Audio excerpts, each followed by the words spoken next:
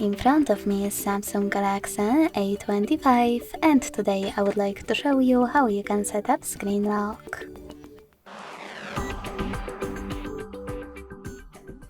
Begin by opening settings and scrolling down to access lock screen.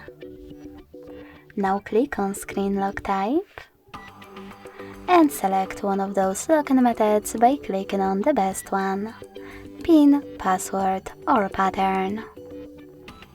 Now create it. Choose continue at the bottom right corner and repeat it to confirm it.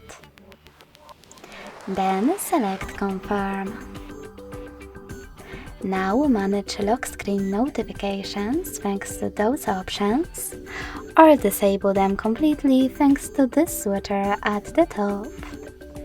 When you're ready, select done.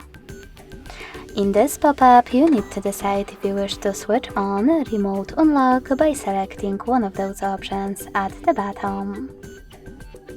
Finally, when I switch off my screen, then turn it back on, I can see that pattern is required.